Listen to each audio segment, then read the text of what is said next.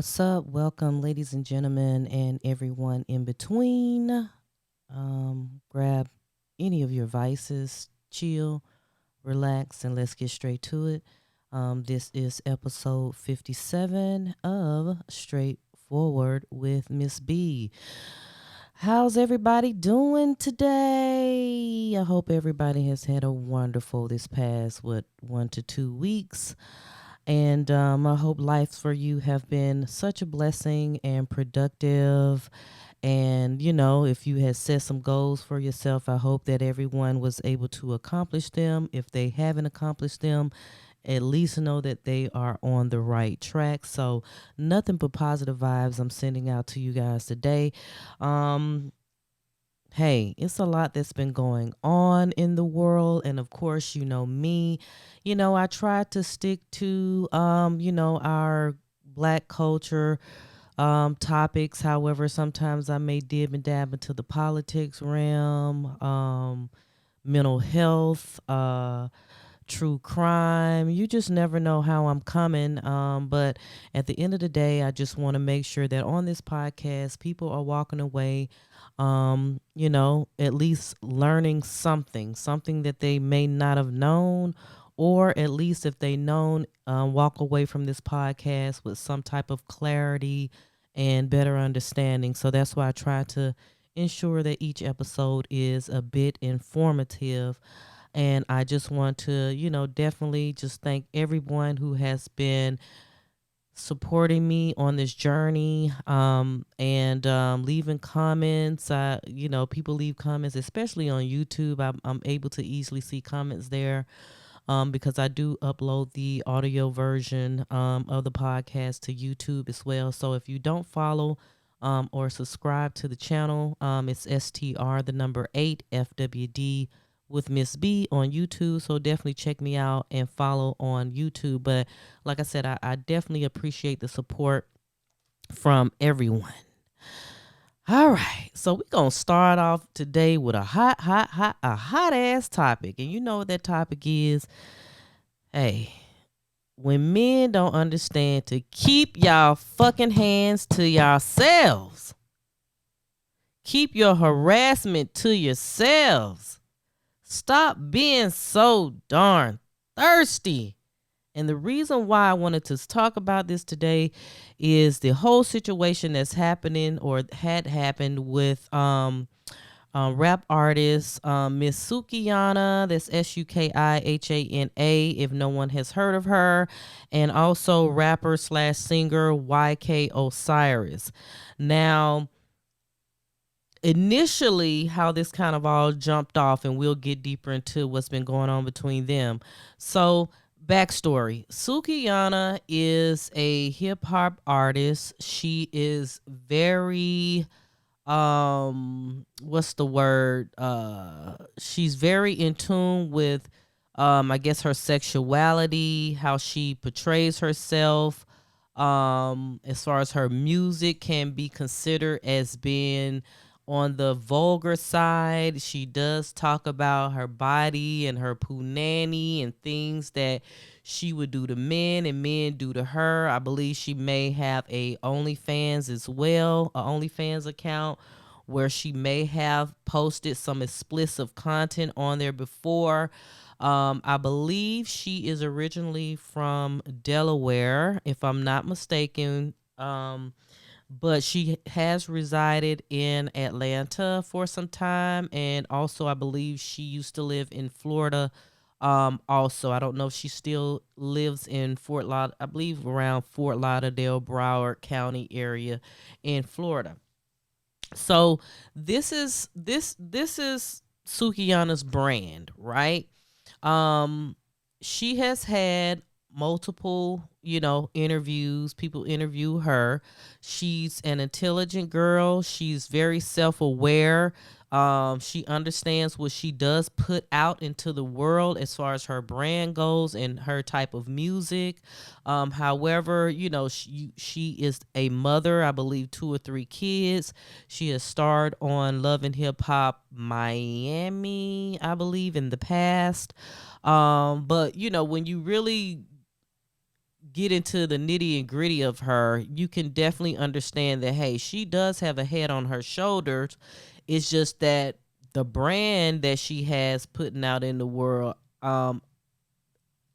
it could be considered as being a little bit conflicting to the outside world, or the people who's outside looking in. Um, and I'm sure when it comes to men, they definitely are conflicted. They may be a little bit jaded as to how they should approach her, on what type of level to approach her, right? So, with that being said, there was an old clip of an interview that she did with on Candy Coated Nights. That's Candy Burris of Real Housewives of Atlanta and the singing group Escape. Her and her DJ A1, they have a show, and she did an interview with them at some point. And on that interview, there was a clip that started floating around this week on social media, where DJ A1 basically, he was somewhat flirting with her very aggressively on their interview. So when the clip was posted on social media, of course, thousands of people left their comments. They're like, ooh, why is he so aggressive? This is cringy, and things of that nature. I think he may have shown her a picture of his manhood as well on his phone. I can't confirm that, or I can't confirm or deny that. However, it was a bit cringy. You know what I'm saying? So with that had kind of started that whole conversation about Sukihana and people assaulting her or harassing her in a sexual manner. And it's like, okay, at what point will men just learn no means no, or be able to read the room and tell when a woman's uncomfortable in those type of settings, right?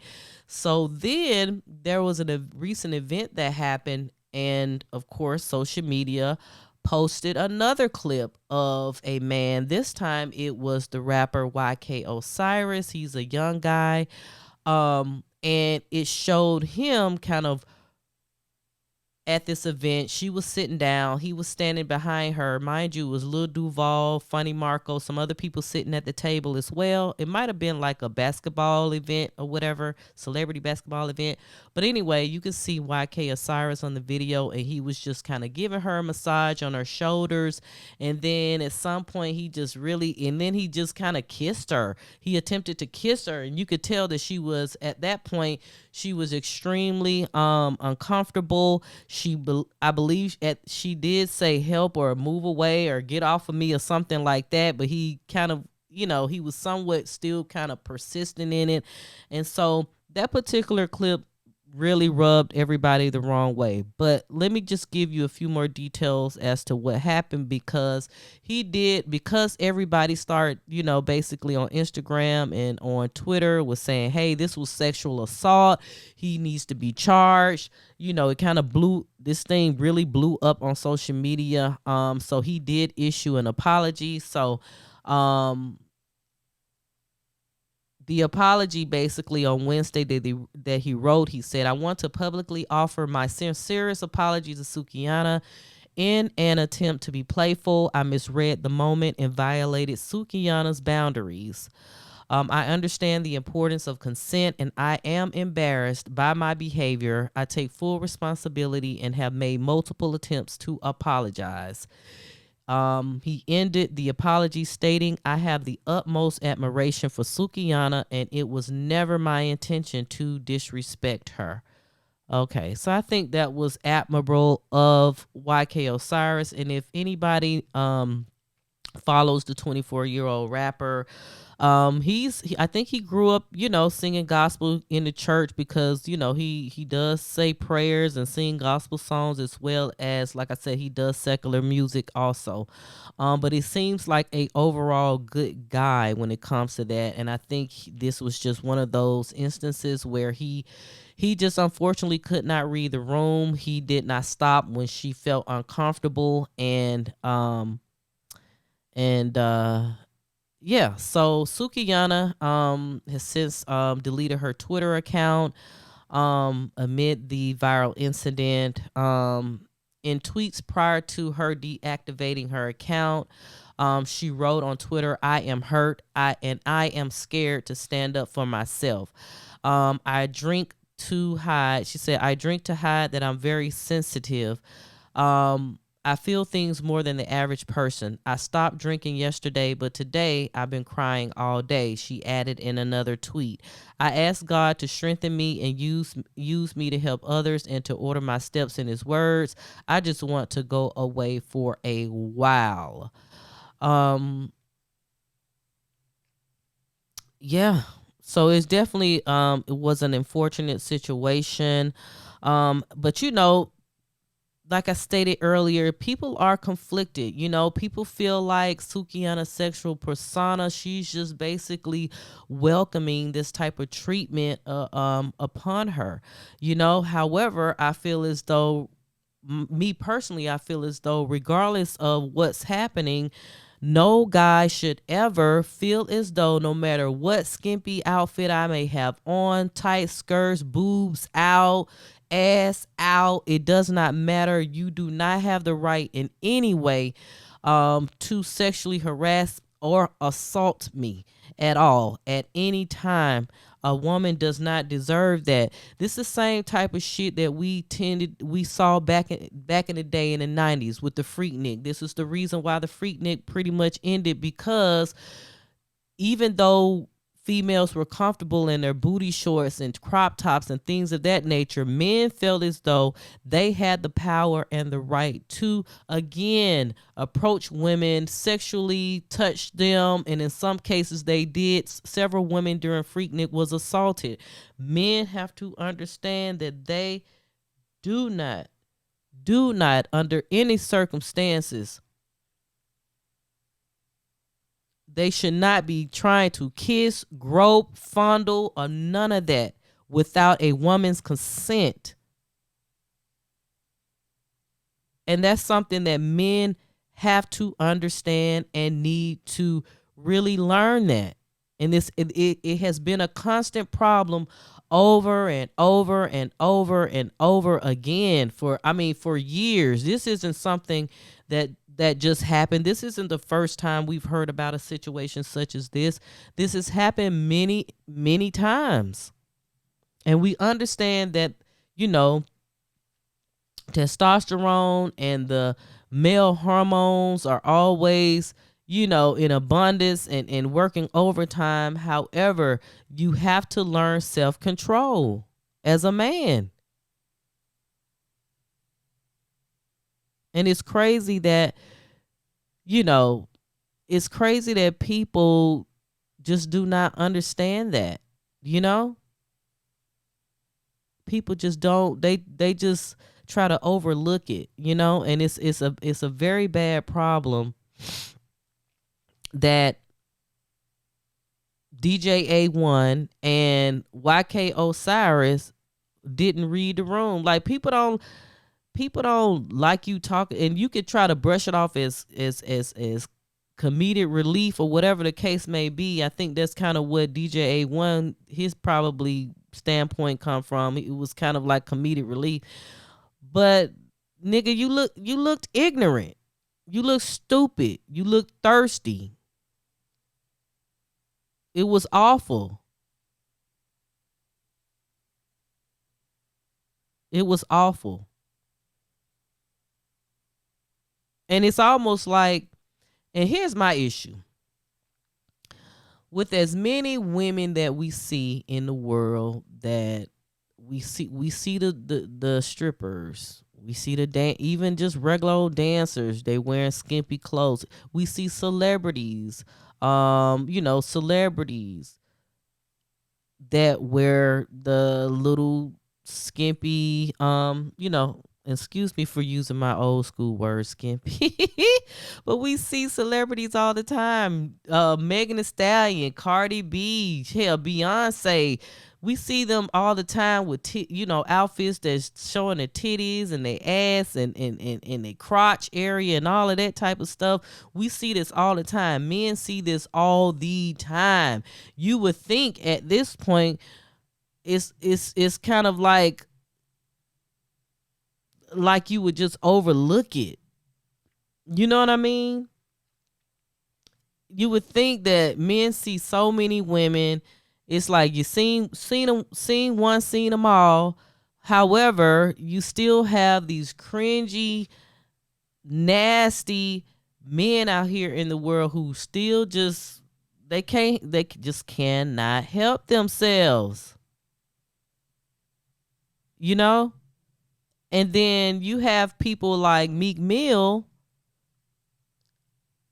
He put out a tweet basically kind of in defense of YK Osiris. He basically stated, don't do this to him, please. He's a good kid. Just slap him, and he got to let you something. I don't. What we don't need our young bulls tore down for mistakes in this hypersexual era.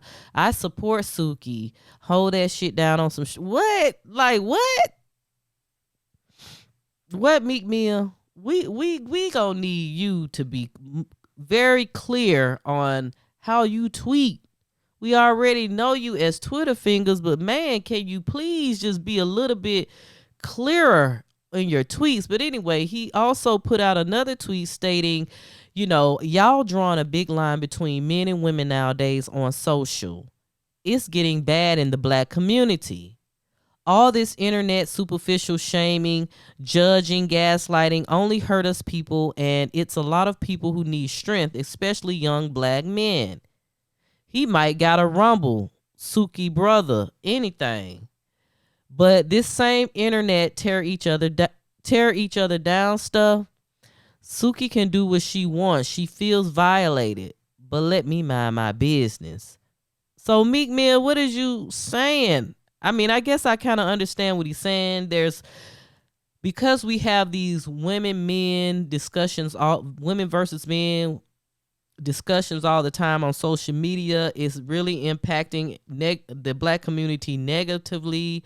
So I understand him when he's saying that. And then he's stating that with all this craziness going in, this shaming, judging other people is hurting us as a whole, and especially those who really need it, such as the young black men.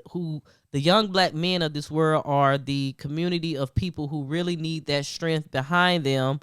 And basically he went on to say that, hey, Osiris, who knows, Suki might have a brother or some cousins or somebody like that want to fight Osiris over this shit.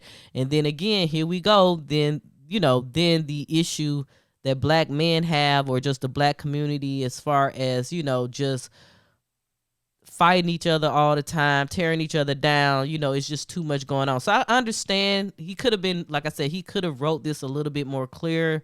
But I did understand where he was coming from with that, and I do agree with that as well. But this situation, number one, Meek Mill, YK Osiris is not a kid. He's 24 years old. He's a grown-ass man at this point.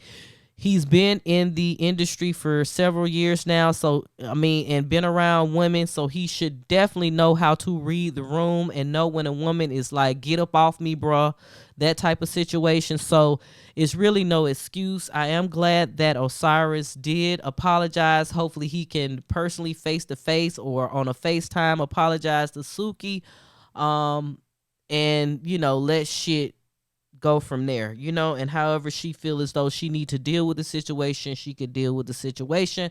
But on the flip side, I will say this: us as women always have to be cognizant of what we put out, and that's just the bottom line. If we are grown and we have a great understanding of society and our culture, and we understand how people may react to certain things, it is best if we stay cognizant of what we are wearing. Not saying that you have to change your wardrobe. However, if you're going to wear it out in public, definitely be cognizant of the environment that you're in and the possibilities of people approaching you. Hey, it could be some women that may be over aggressive, but people approaching you in a sexual manner. That's all I got to say about that. All right, moving on. So the next thing that has been, and of course, as always, I would like to see and hear of you all's comments and opinions on that topic as well. Next thing, the YNW Melly double murder trial has been going on. I believe today will be day 3. For those of you that's not familiar, he came into basically the public eye in 2018. He had a hit called Murder on My Mind.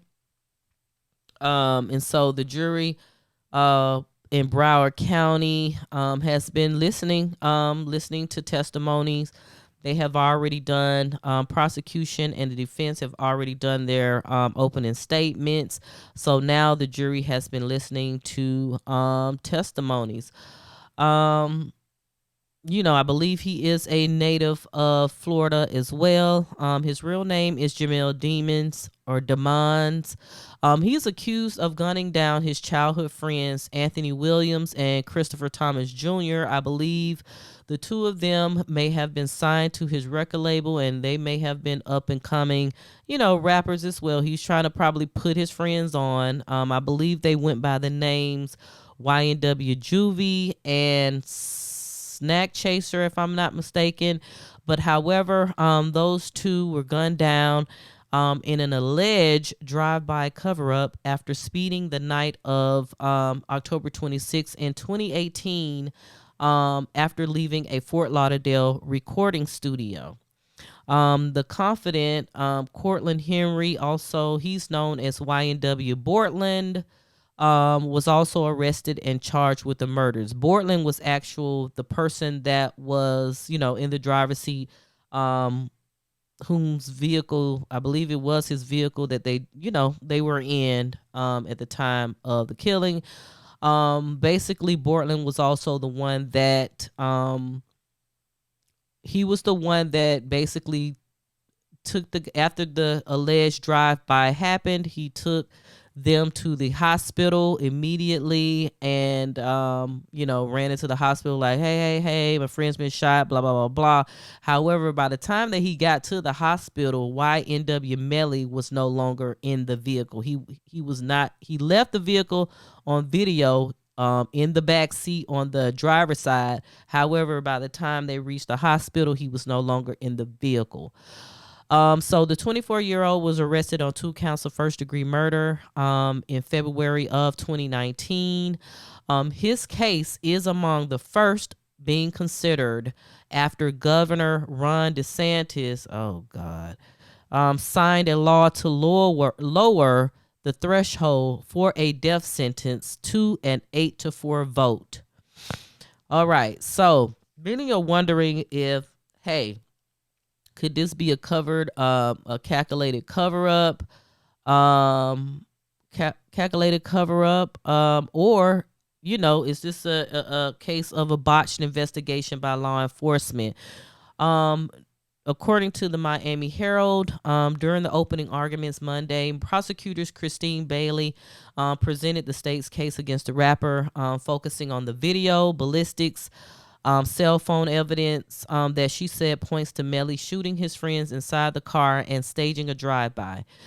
Detectives, Bradley said, found a spent shell casing in the Jeep, only one spent shell, which proves the gun was fired inside the car.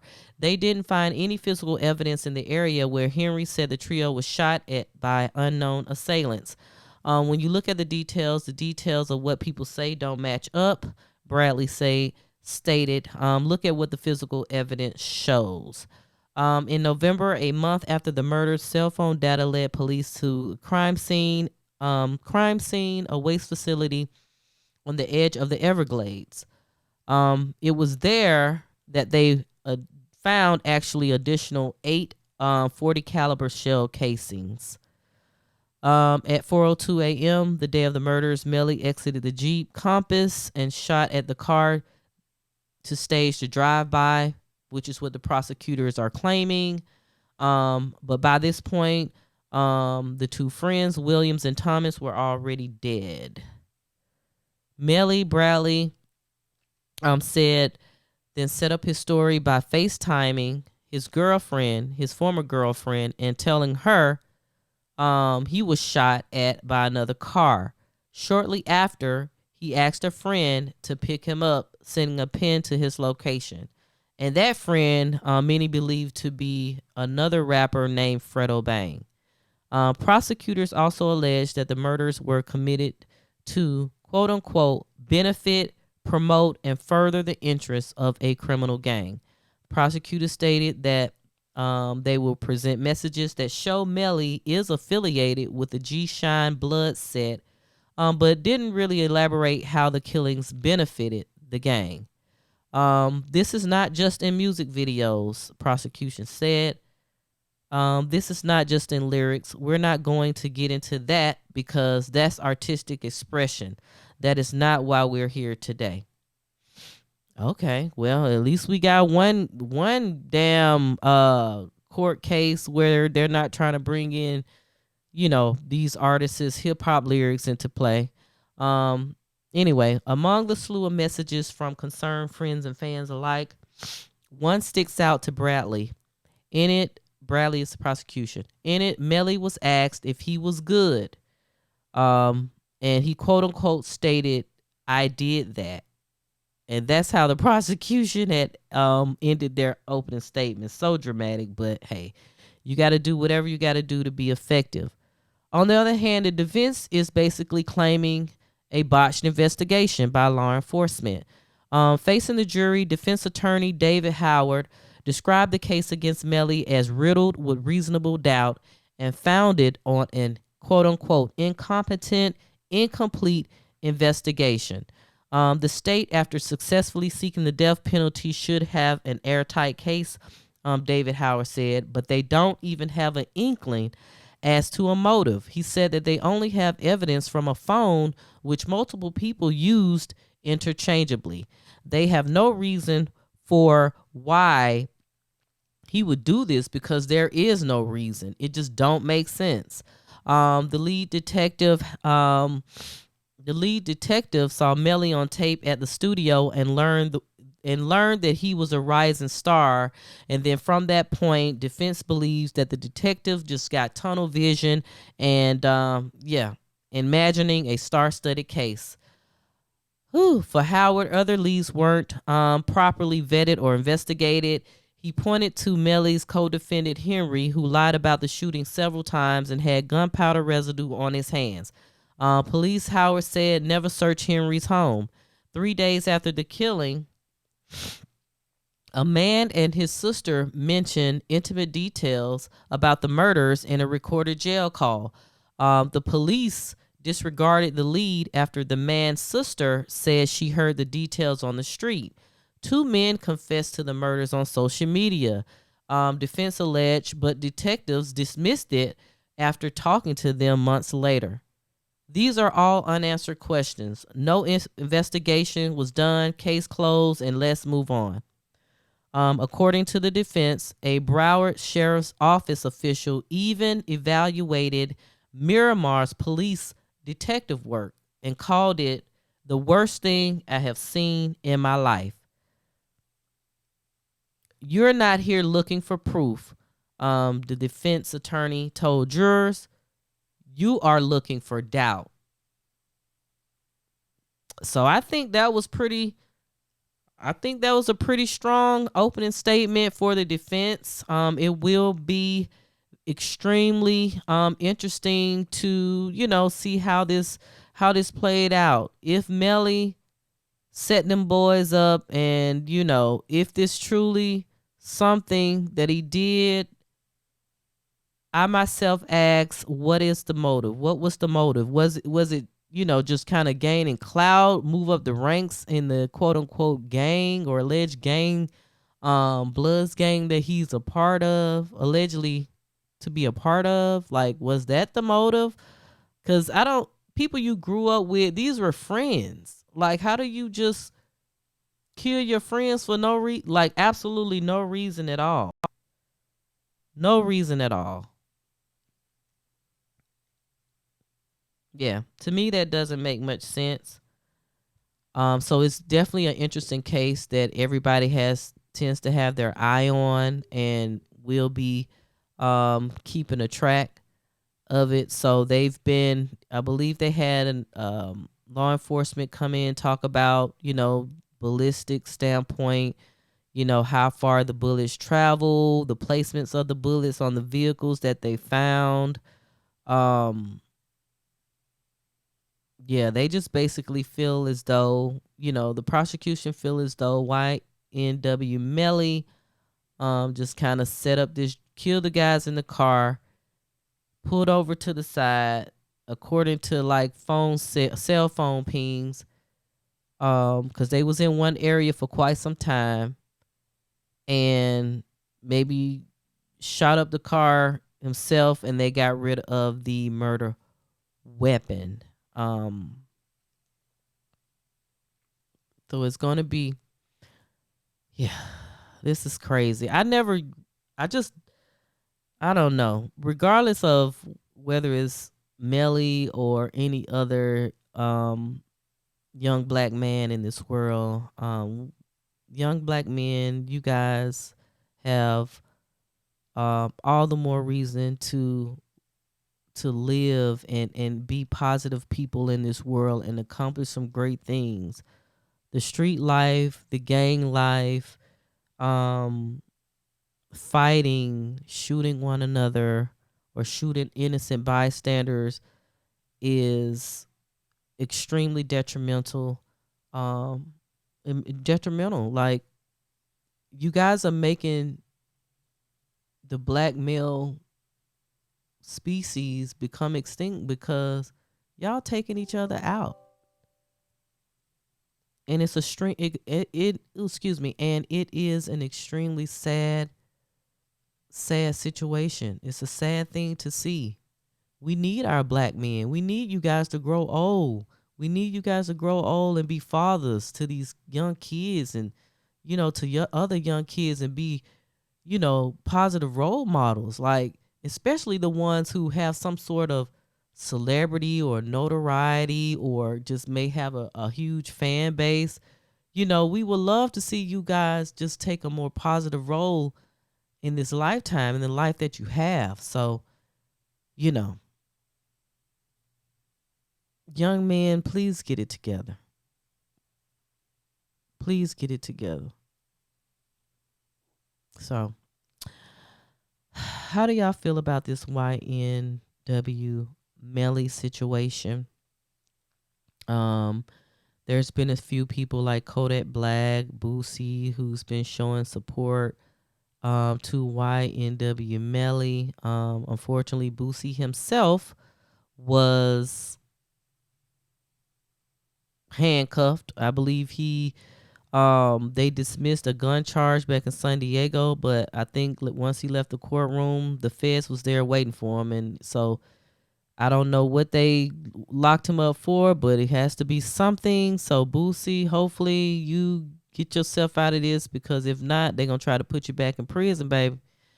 So Boosie need to get it together. He was too high. He was on Vlad every other week. You see an interview posted by Vlad with Boosie. Boosie was very vocal on social media, just always kind of speaking his piece. And sometimes you got to learn to be under the radar.